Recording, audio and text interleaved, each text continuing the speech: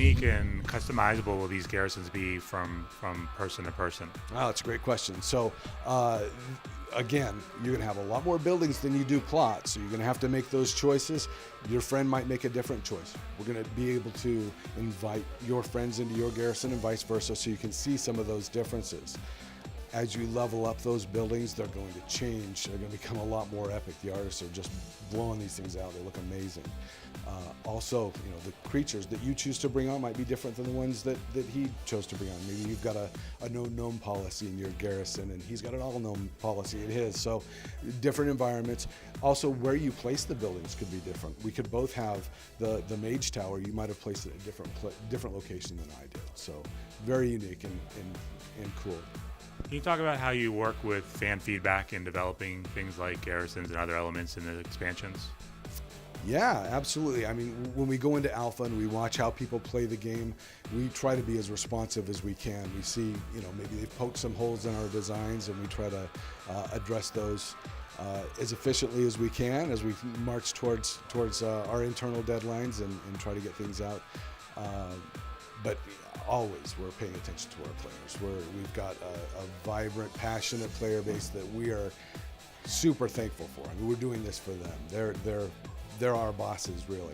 So we want to make sure that we deliver on big fantasies. There's things that we really want to hit, but we want to do it in a way that's going to be really satisfying and rewarding for them.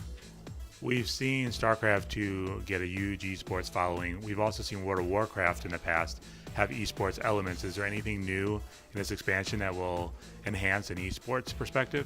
Yeah, that's a great question. I know that we've got some guys that are always thinking about that kind of thing with arenas and whatnot.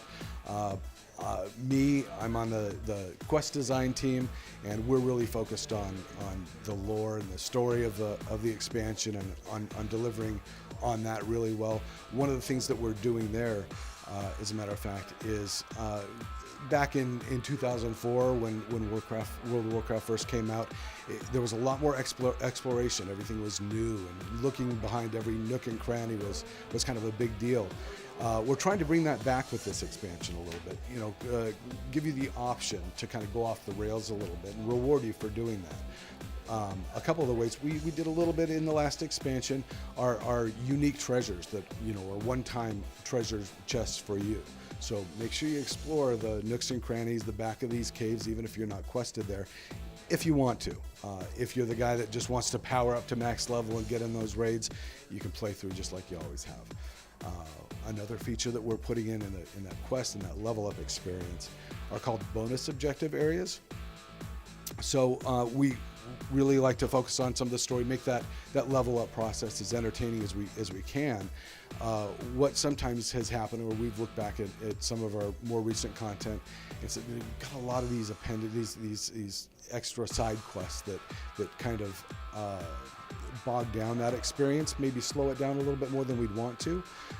So we've come up with, as you uncover the maps in Draenor, you're going to find icons on the map that will signify content. And these are pieces of content that don't really need that ritual of going and clicking on an NPC and getting a wall of text and taking up your bandwidth that may or may not have something to do with the bigger story.